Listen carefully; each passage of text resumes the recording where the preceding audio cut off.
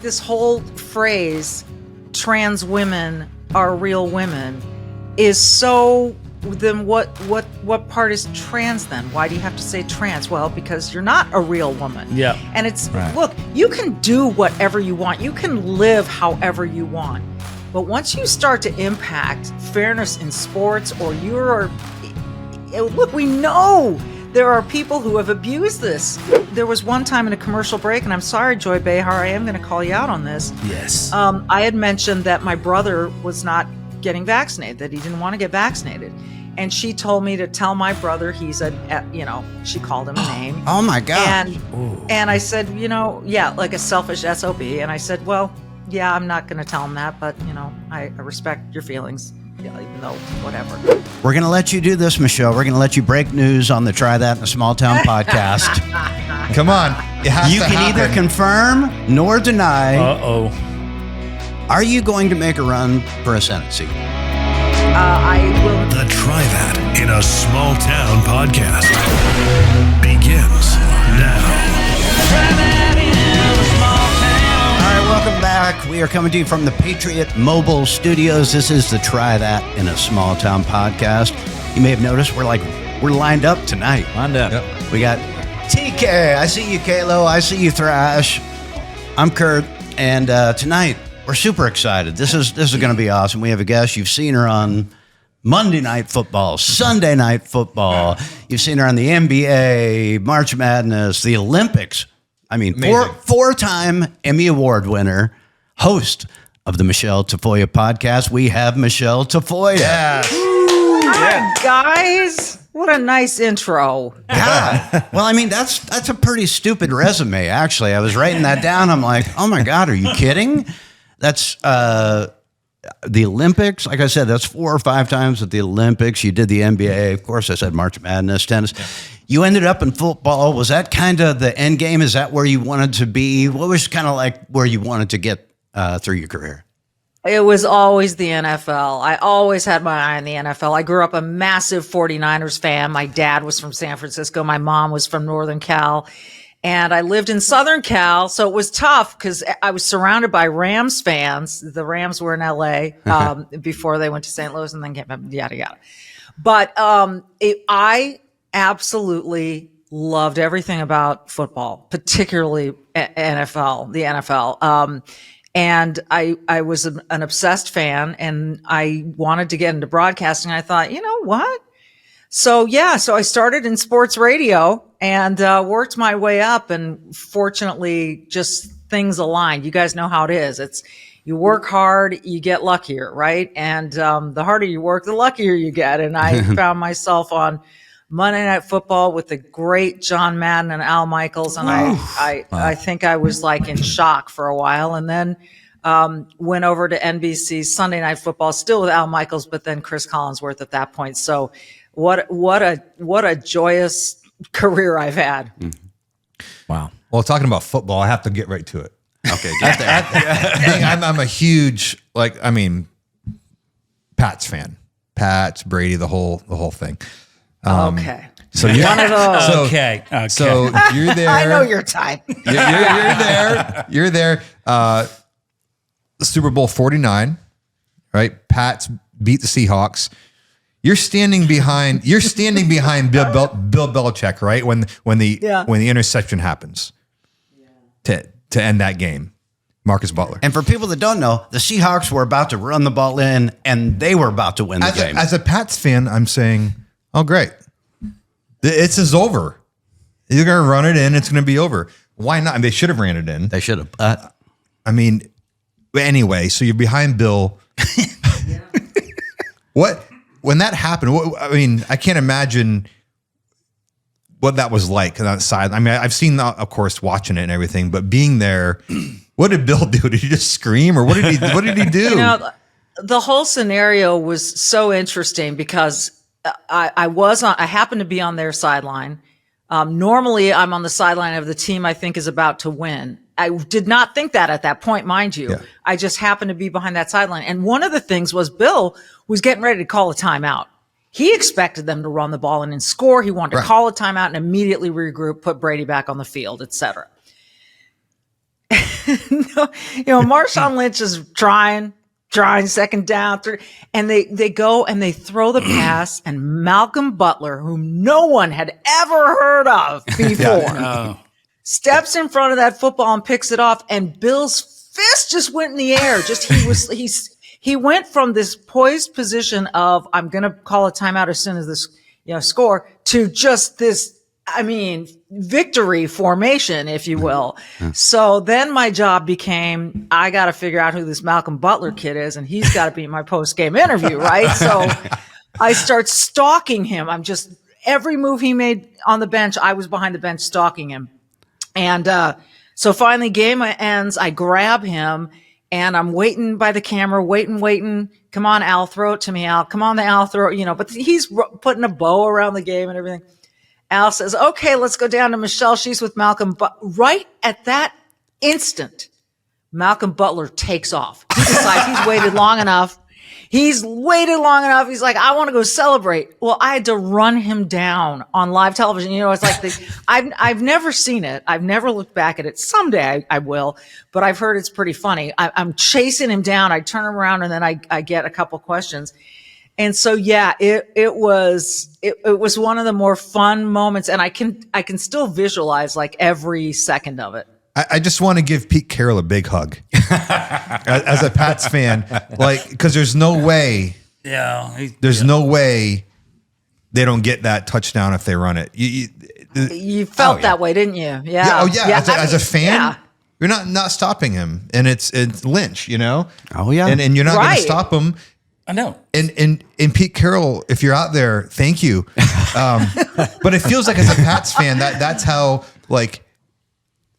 they won a lot of those Super Bowls. Like teams beat themselves a lot and overthought it or whatever. Anyway, what a great, I read that you were standing behind Bill, and I thought that was what a cool thing. It was really cool. It was really cool. Michelle, I'm sorry to interrupt you, but it makes me think, okay, that's such a fun time, and you get to do the post-game interview, and that's all happy. But I consider a lot of what you had to do to be the hardest gig in sports, because at halftime or in game, but I'm just saying, at halftime or in game, you've got to go get the coach who does not want to talk to you. I don't know if I've ever seen a coach that, I can't wait to talk to Michelle. And you've got your one or two questions. What was that like? That you had to be prepared, had to ask the right questions, I'm sure, but that's a hard gig. It is a hard gig, and thank you for acknowledging that. Yeah, you got it. Damn it. No, we need more credit. Seriously, it was very challenging, particularly with certain coaches. And, like who? Bill did not love that halftime stuff, and I get it. I don't hold a grudge against anyone. Jim Harbaugh. Against anyone, because you're right. They're in the middle of this battle, right? It's like, and you only get so many games in the NFL season. This isn't the NBA. It's not Major League Baseball. Yeah. It's not hockey. You get this finite number, and every win is so critically important. So yeah, at halftime, they're thinking, what is my plan going into the second half? And they're not thinking, gee, I want to talk to Michelle or any other reporter. So a lot of them are really gracious about it. Believe me, 90% of them treated me so well. And you work really hard to establish those relationships. And, sometimes you're going to ask a question that comes off stupid, and you have to live with that, and you don't sleep that night. But for the most part, you really... Listen, we prepared like crazy. Like there were no days off during the football, no days off.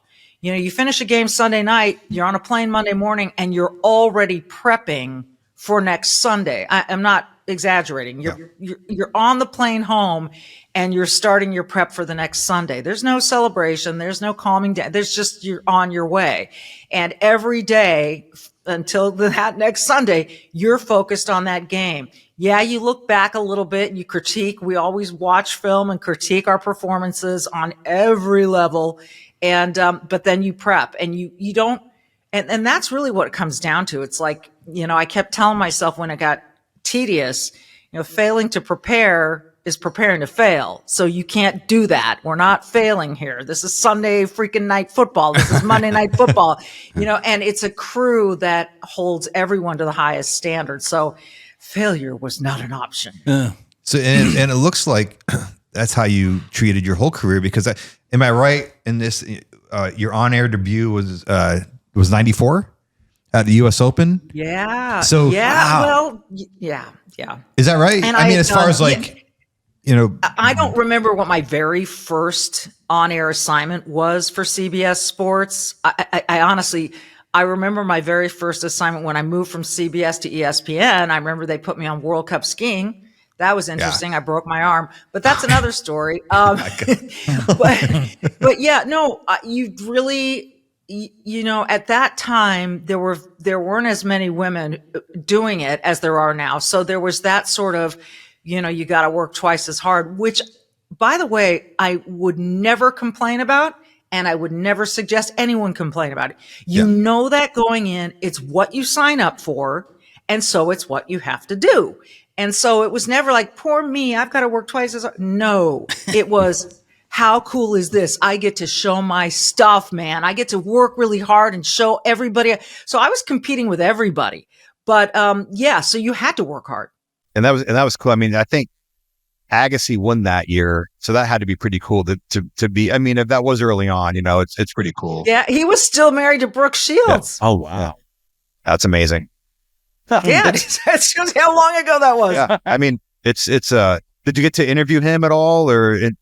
Yeah, I did. I've interviewed Andre, and that's like, those years are kind of a blur to me, because when I first got hired at CBS Sports, I was sort of like in shock. Seriously. I had done very little TV. I had done mostly sports talk radio. I get hired by a network as my first television job, not a local, network. And I thought that I could do it, but I went through a lot of hell along the way, making a lot of mistakes.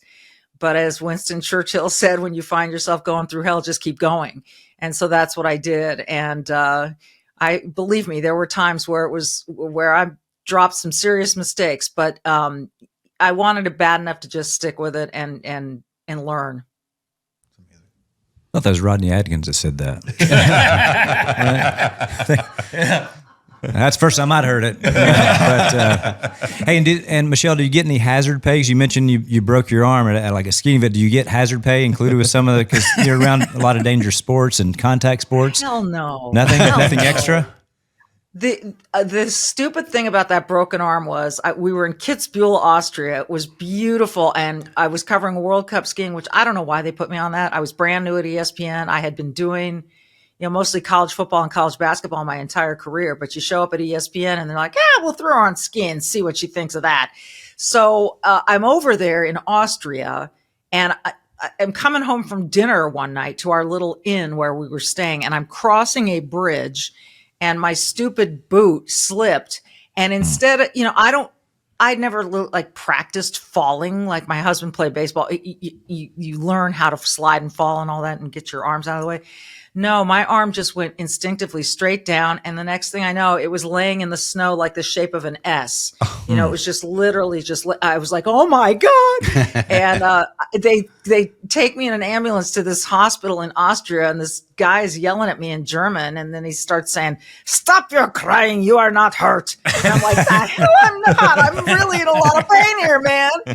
Then he took an x-ray and he saw that I had broken both bones in my wrist. And he came back and said, I'm sorry, you are really hurt. So, but no hazard pay. Well, on your way out, as they're wheeling you out on the stretcher, did you dramatically, slowly reach up your finger and number one like that? Anything? Wouldn't that happen smart? Well, there were no cameras rolling, so I figured no one would see it, Well, actually, they walked me up to our inn. This is one really funny tidbit. Walked me up to our inn. Our innkeeper, who didn't speak any English, looks at me. He had to cut the glove off of my hand because I was so swollen. And he handed me this glass of liquor. And he said, drink it. And I took a little sip. He goes, no, drink it down. And so I just went, and it kind of helped. Well, awesome. we've been talking about your interviews and stuff, and I don't want to get too political, but I'm going to. It's all right. I'm going to. I just want to know what your interview would be like with the legendary coach Tim Waltz, if you got a chance. on the sideline. One of our finest coaches. I'm just curious what you would ask him at halftime. Amazing. I would probably say, do you have any idea what the hell you're doing? We're going to... Are you just playing a part here, Coach? Listen. I happen to live right now in Minnesota, where he is still the governor, and he's still a fool, and he's still a fraud, and he's still a clown. Ooh. And I seriously have zero respect for the man. He has driven this state into the ground, and so there are a lot of people in my neighborhood who are moving, not just my neighborhood, from all over Minnesota, who have left, who are probably heading your way. And, it's been really sad. I've lived here for half of my life now. I grew up, like I said, in Southern California and spent the first half of my life in California and then came here. And I'm so sad to see this state the way that it is. So I would have I'd love to sit across from him and interview him, but it would be more like he would not enjoy it. Trust me. That was a very awkward campaigin, and watching him out there and watching him with the hand waving It's such and a the great word, awkward. And the double wave. It just, the double wave. I can't remember who it was, but you called someone out on X, didn't you? Or someone, or another ESPN analyst, I think, had mentioned him and about his masculinity or something. Like, yes. Mina Kims Yes. or whatever had said Mina something. Kimes. Mina Kimes, yes, she said on the Dan Lebitard podcast, which I don't recommend. She said, it's another You're amazing, story. by the way. She said that this was a good kind of. He represented a good kind of masculinity, and I didn't, and I just said, what is that? What are you even talking about? Like, I mean, you're pitting now variations or gradients of the masculinity spectrum against one another, which is really what the left is so good at, is just pitting people against one another. And to describe this man as the good masculine versus whatever she thinks, I guess, is toxic masculinity was just a joke to me. And so, I disagreed with her adamantly. My name is Glenn Story. I'm the founder and CEO of Patriot Mobile. And then we have 4 principles. First Amendment, Second Amendment, right to life, military and first responders. If you have a place to go put your money, you always want to put it with somebody that's like-minded. Of course. I think that's the beauty of Patriot Mobile. We're a conservative alternative. Don't get fooled by other providers pretending to share your values or have the same coverage. Go to patriotmobile.com/smalltown to get a free month of service when you use the offer code SMALLTOWN or call 972-PATRIOT. You know what goes great with small town stories?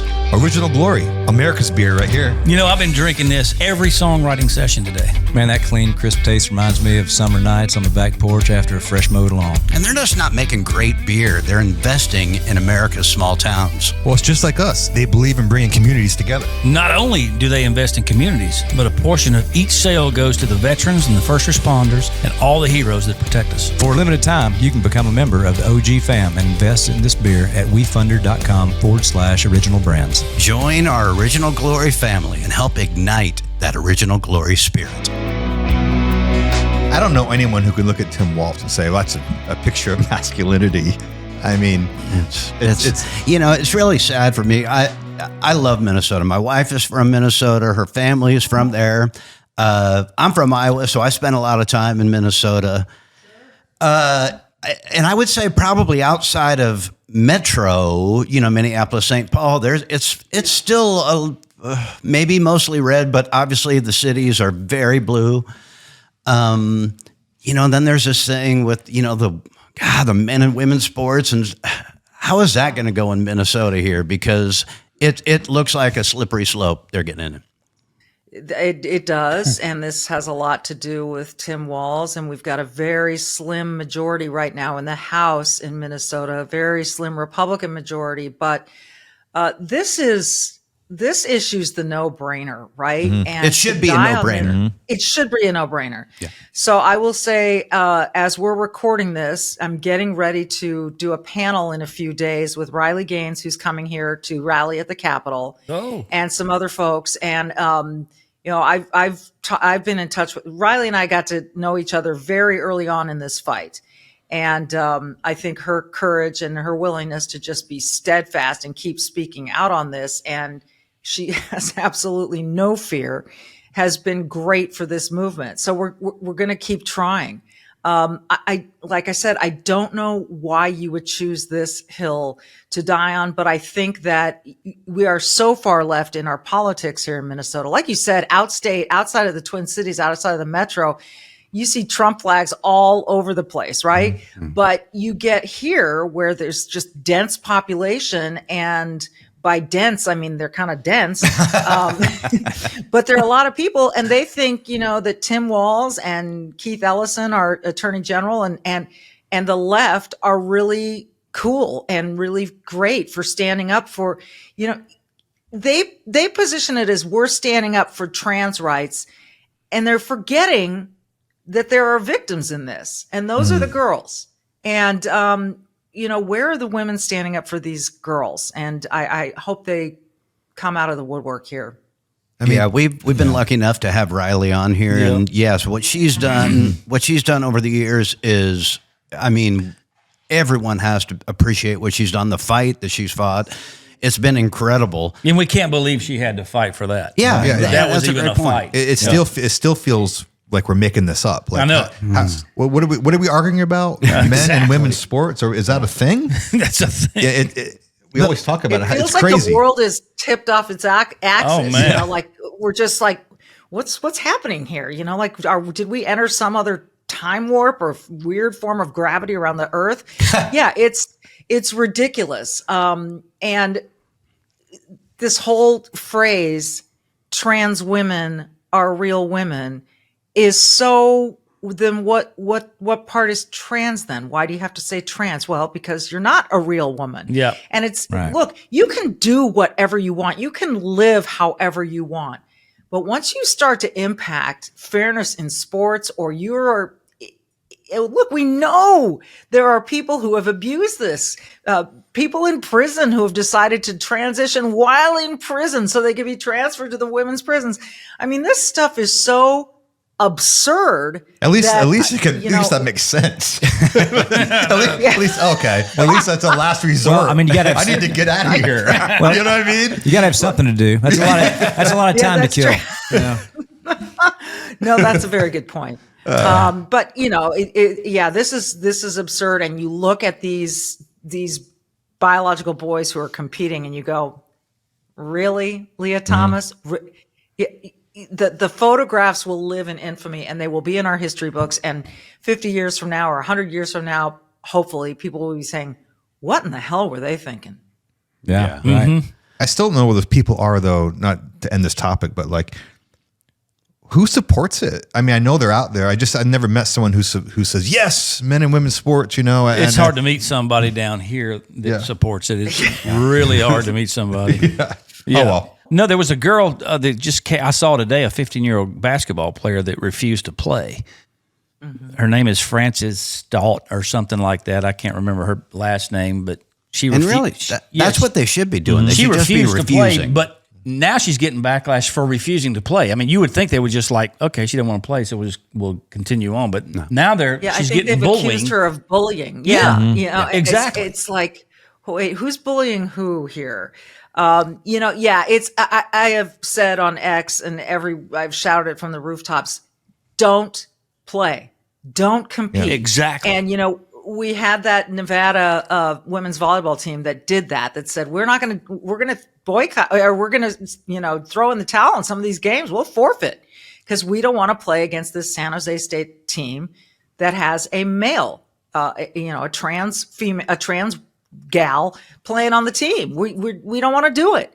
And they took a lot of guff even from their own university. But I am so happy to see these developments, and we're seeing it. We're seeing some signs of courage, and I think courage begets courage. So I hope that this is kind of a movement among young girls that starts to grow. That's what we're hoping for.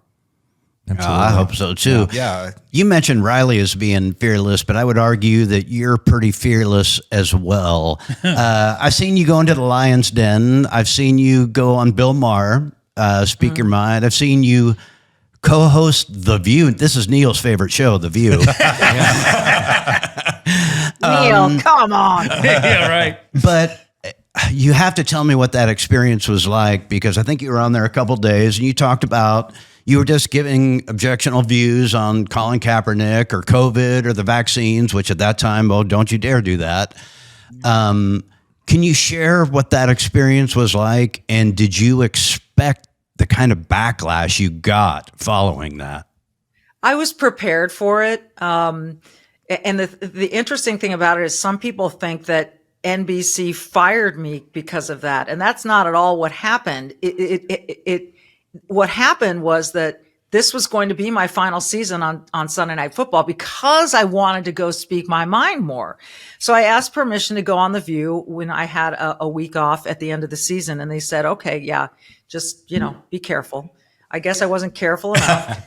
And I said some things, but I got to tell you, sitting on that set, and even in the early morning, you go into their New York studio and you have this meeting and you're all sitting there, all, Whoopi and everyone, and you're talking about what the topics are going to be. And it is like, it's not exciting. It's not energetic. It's not happy. Everyone's angry. It's not Whoopi, Joy, and Sunny. Yeah. No. I mean, yeah, everyone makes a point of that. It's so ironic, isn't it? Whoopi, Joy, and Sunny. And it's like none of those things. And so, I honestly, and they were considering me for the conservative chair. And I remember one of my last times there, the head of talent came down and said, well, what do you think? And what I wanted to say to him is, you don't have enough money to get me to do this show. Because it was honestly depressing. It was. Well, they're very sad people. Yeah. They're very grumpy. Yeah. Bitter, angry. They're very grumpy. And just, there was no joy. There was no joy. I'm sorry, Joy. There was no fun in it. And I tried.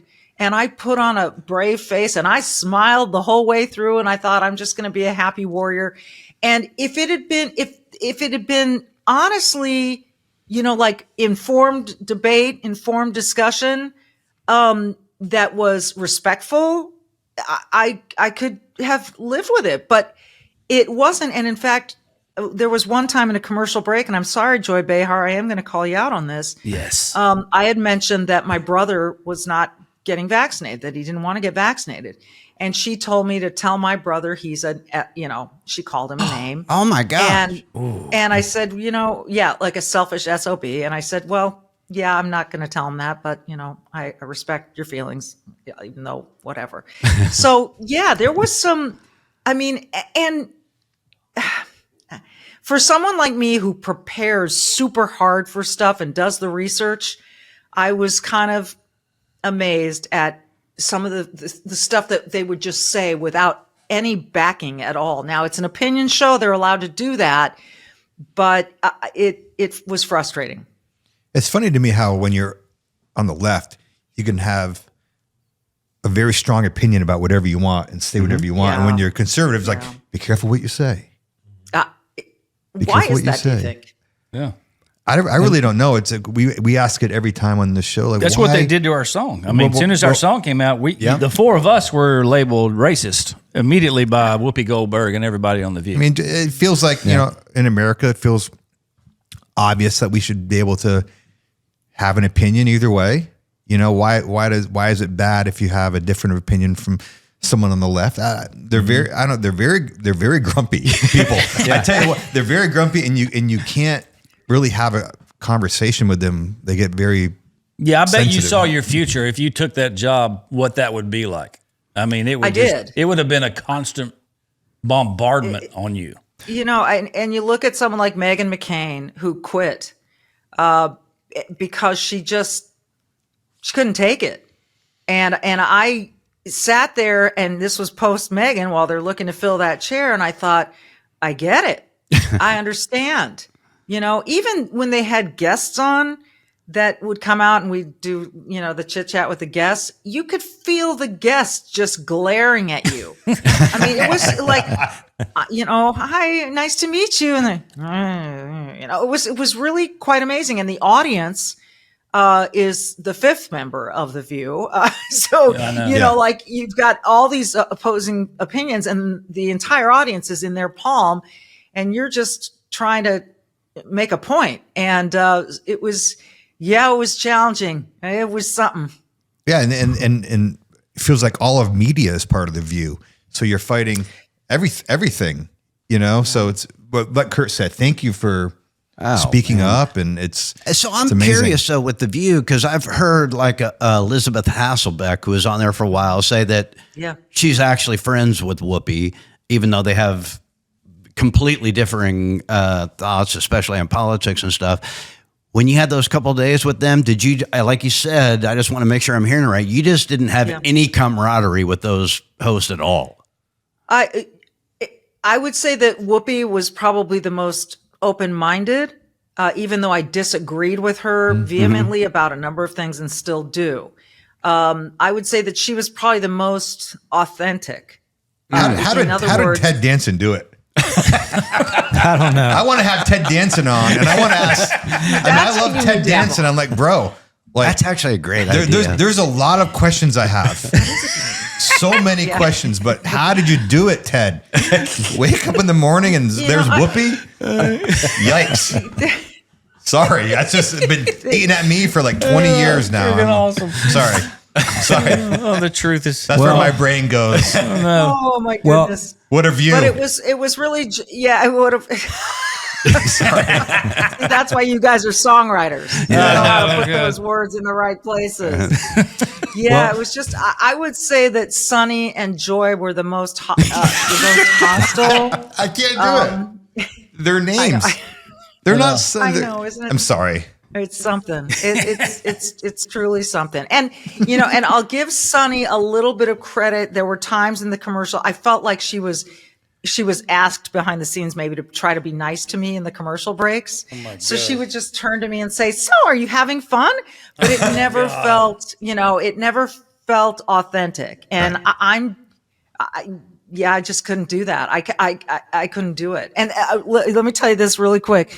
Chelsea Clinton was a guest on the show one time. And so each of us got to ask a question, and they sort of helped shape my question for me, which was fine. My question was going to be about the election and how, the Democrats have all these issues, unemployment, inflation. What are you most concerned with? So, as a Democrat, and her answer, and I wanted to go put my head in a stove. Her answer was, my biggest concern is that everybody has the right to vote, that everybody has access to the vote. And I wanted to scream. And I had to fight my instinct to say, what makes you think that people don't have access to voting in America? But I knew she would point at Georgia, and she would there's not enough time in a show like that to really go back and forth, but damn did I want to. And I really regretted that I didn't follow Chelsea up with Clinton was talking about dead people too.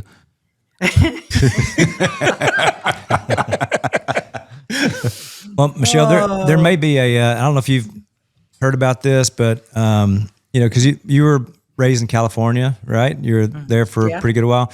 There's a podcast that's newly launching that is supposed to be about truth, and where you can really get some great points in and a great discussion on Gavin Newsom's new podcast. And so I was wondering if anybody's contacted you yet, or if they reached out to you. Not yet. I'm so disappointed. Yeah, because you're from there and you're a huge celebrity. I mean, I don't understand. I heard him say he wants to mix it up with the MAGA architects, architects of MAGA.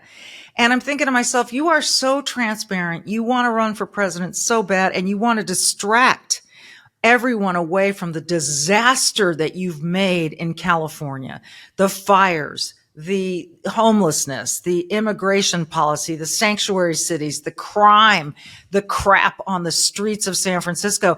You just, now you think if you have a shiny new podcast, we're all going to forget that because you decide to mix it up with the architects of MAGA. I can't wait to see who he has on, but I hope that they all really hold his, this is bad timing to say, his feet to the fire, but I really do hope that they hold him to, they speak truth to power. Yeah, right. A lot of people have moved here from California. I got some friends that just opened a business here a couple years ago, moved here during COVID or shortly after COVID, somewhere in that time frame.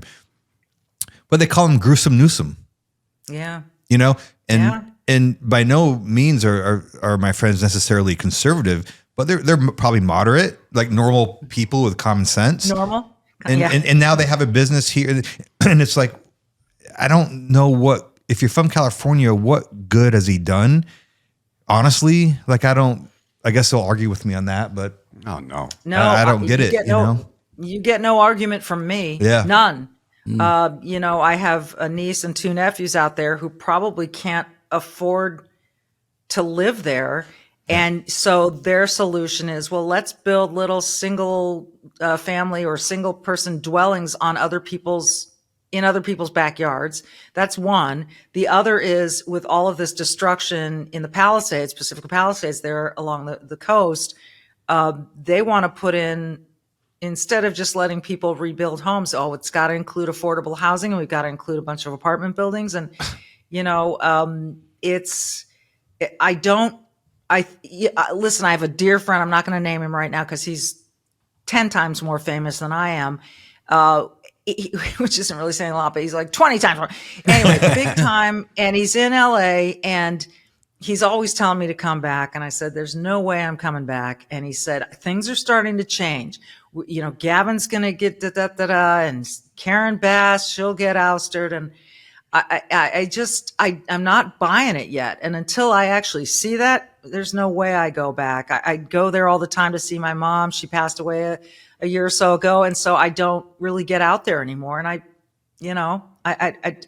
it's so sad to me. What a beautiful, beautiful state. My dad was so proud of the Golden State, and he used to call San Francisco the jewel of the Western Hemisphere. And, we felt so fortunate to be raised there.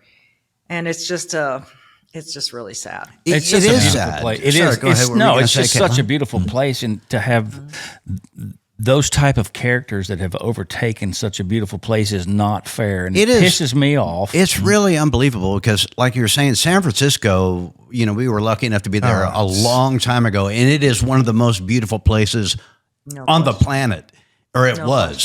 It was. It still is, minus the people. Well, no, it's you go downtown and it's not you good. can't. Yeah, there are sections now, you're right, that are just impassable. So what brought you to Minnesota then? Was it work or was it? It was work. It was work. I was my first full-time sportscasting job was in Charlotte, North Carolina, and I didn't have a real good experience there with the whole the work environment, the person I was working with, et cetera. And so I really wanted to leave. And and in this business, you just keep moving to the next biggest market, hoping to get okay, I was in Charlotte. I want to move up to a bigger market where you have a bigger opportunity. And so I got a call from this station in Minnesota, a full-time all sports station. And they did a great job recruiting me, and they offered me the position on the local Vikings broadcast. And I thought, this is my first step into the NFL, which was the goal. So I took it, and, then I met my husband, and so here we stay. But he is even tired of it now. And he's he was raised here, and we have room in Nashville. We have room in Nashville. I think Lots of people are moving here, Michelle. Minnesota needs her, though. I know. Minnesota. I mean, listening to you talk and how, like you said, very well spoken. I think you have a genuine care for the people there. It's like they need you up there. I mean, Minnesota. Well, if you're in Minnesota, You need something to look forward to. Okay, so Tully, this is a good thing. Yeah.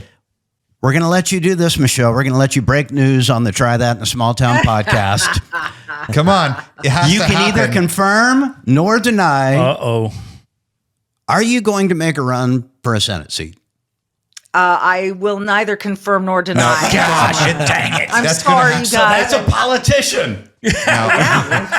She's going to do it because they need her there. I mean, No, well, but you I'm know going what? to confirm it tonight on the Try That podcast.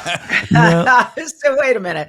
I mean, look, there are some really good potential candidates that we have here, and so I'm praying that someone good will step up, and because the governorship is coming up, we got to get rid of Tim Walz, and yes, we have That's an open Coach Tim Senate Walz. seat coming up. I'm sorry, Coach.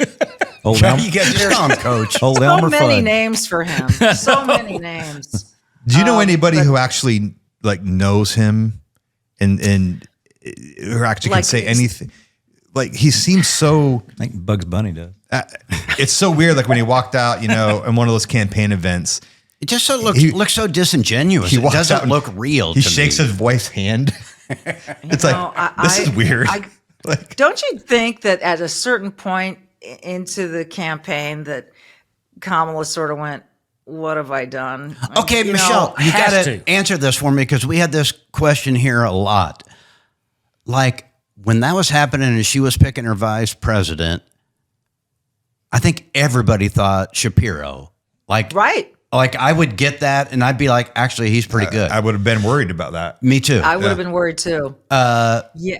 And then the Waltz thing came and everybody's like, what? Like I actually don't. It's almost what do you like think that self-sabotage. What do you think that strategy was? No, I think he was the last one standing. I don't think people wanted to. I think Shapiro knew. Okay, that's fair. And that it was going to be a failure. That she was a disaster, and he didn't want to hitch his wagon. And he thought, I've got a political future, and I don't want to destroy it. That And makes Tim sense. Walz has clearly destroyed his political future.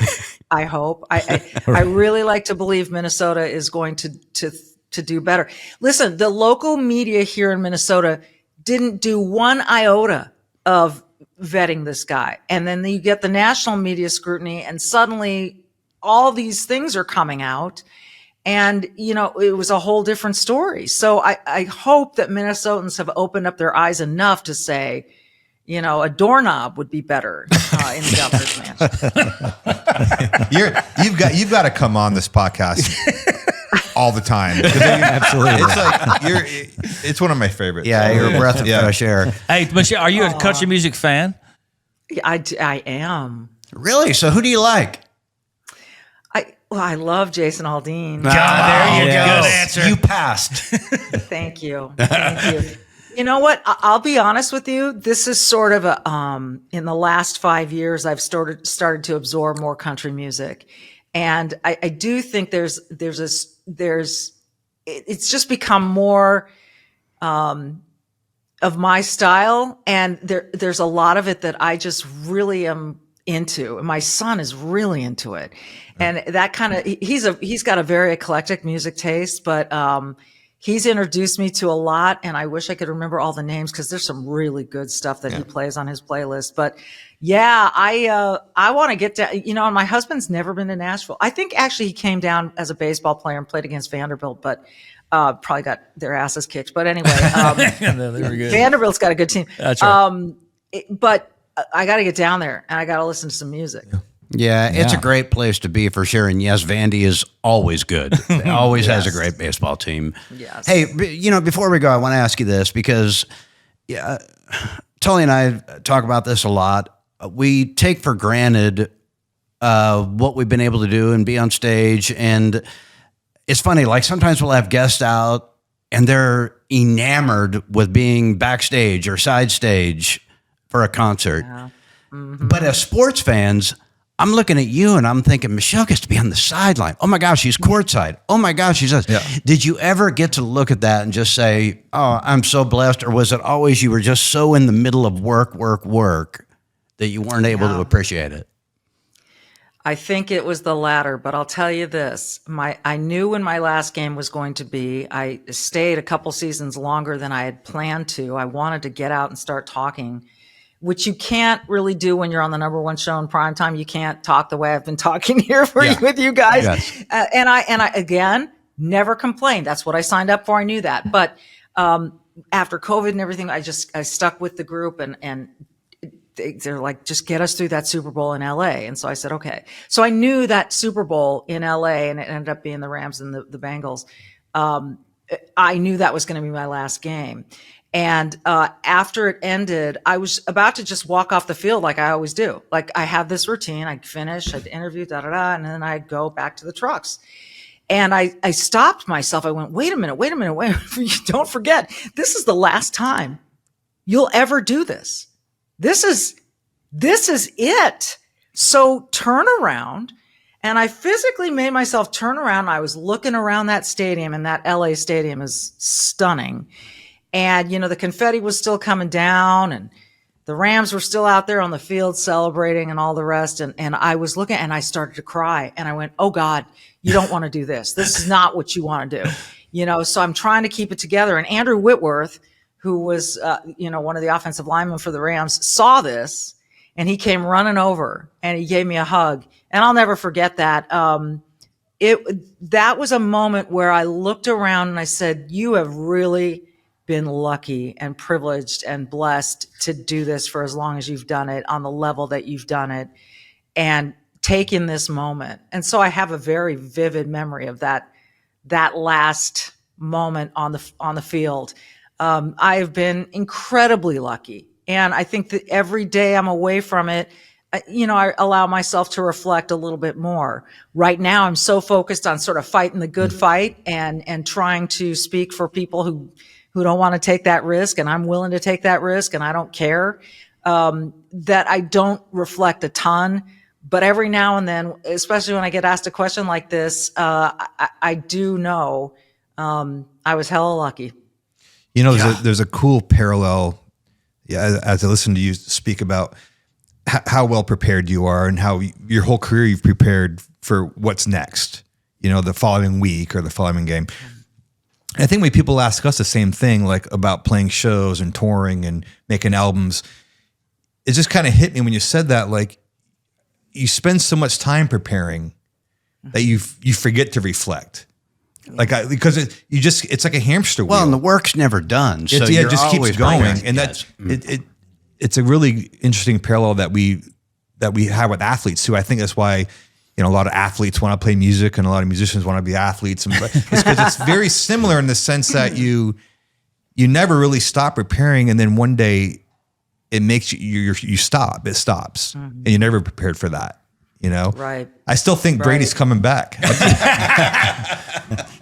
Can I just tell you, you need to stop thinking that. He's still hung up on Will Levis. I mean, he's got his Will Levis cup here, and he's still. We're on the hunt for a QB here in Tennessee. I'm going to swap this cup for a QB. But okay, well, maybe that cup will get you something. I'm not sure. We don't know. What are the rumors? What are the rumors that you're hearing? None. Well, here, nothing Michelle, good. I'll tell you I haven't heard this. anything. Obviously, they've got the number one pick.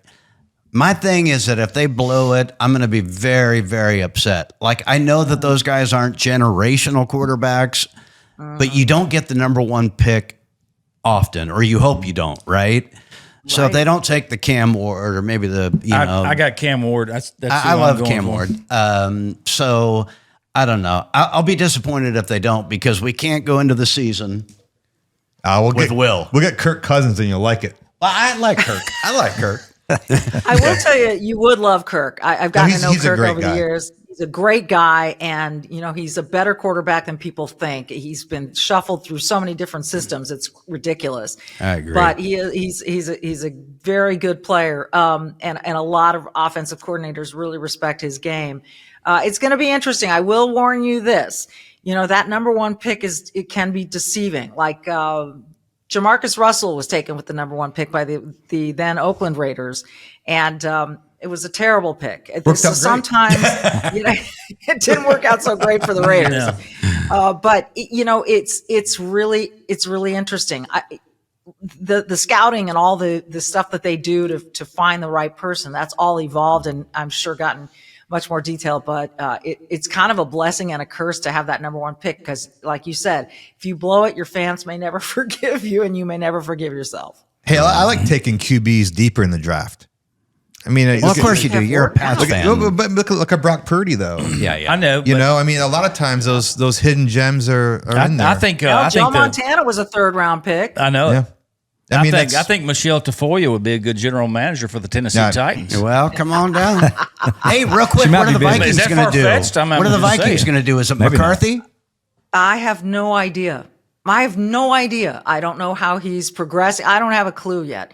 And that's part of the thing. Like, I don't pay as close attention to all of it as I used to. Like, I would have had an answer for you.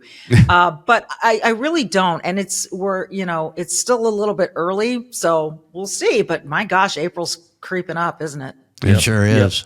Michelle, we're thankful for you. Listen, we know you didn't have to come on here. We appreciate you. We appreciate your Are you voice. kidding? This was so fun. Please come back. I mean, Really seriously, fun. you should be like a regular on here because it's Let me amazing. know. That could get expensive. You let me know.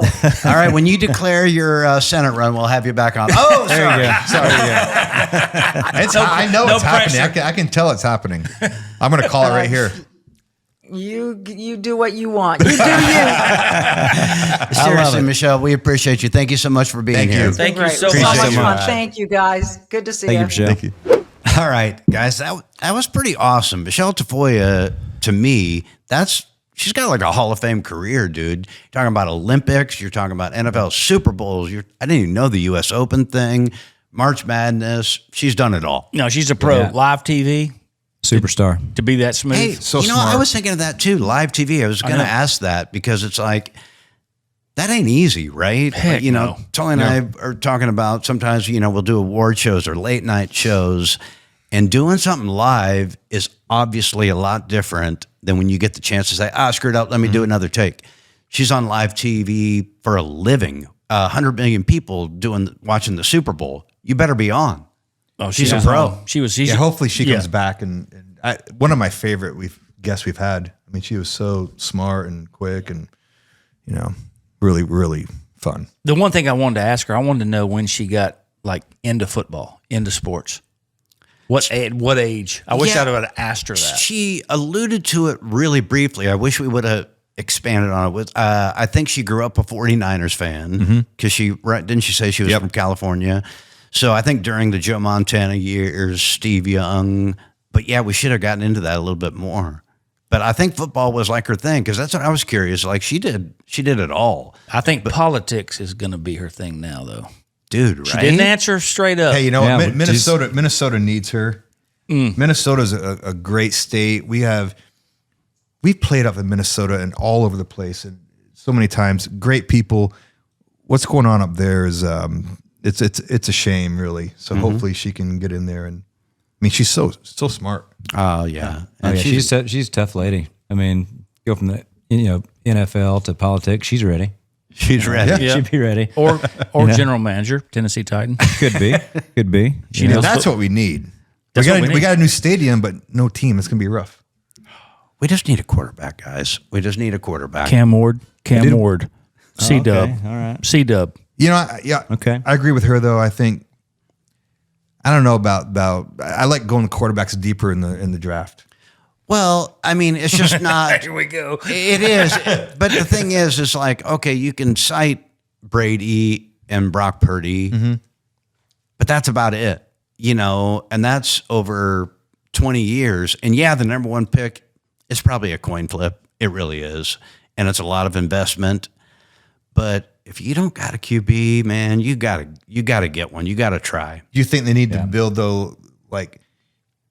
Okay, so you start building other pieces, so then get a veteran to come in for a year or two. Maybe it's like if that's the thing. Okay, do you bring, like we talked about this? Do you bring Aaron Rodgers in? Do you bring Kirk Cousins in? But They're in a bad spot though. I mean, they have to think about they're dancing between quarterback, offensive line. It's like they've got to get the offensive line that's going to be cohesive with the right quarterback. I mean, it's such a hard gig. I wouldn't want that gig. yeah, it is. At all. But that's the dilemma that they're in right now. And Well, listen, we appreciate you guys. You know, we have a lot of guests, right? And it's like sometimes we're right down the middle. It's our bread and butter is music. We love having musical people on, talking with them. And sometimes we venture out. It's sports, or sometimes it's political, like with Michelle. Sometimes it's a little of both. You never know what you're going to get. You never know what you're going to get. That's true.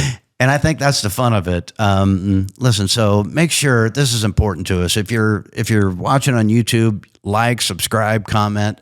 That means a lot to us. Follow us on the socials. Kayla will always tell you to download. That's a good thing for us. Definitely. Yeah. Download.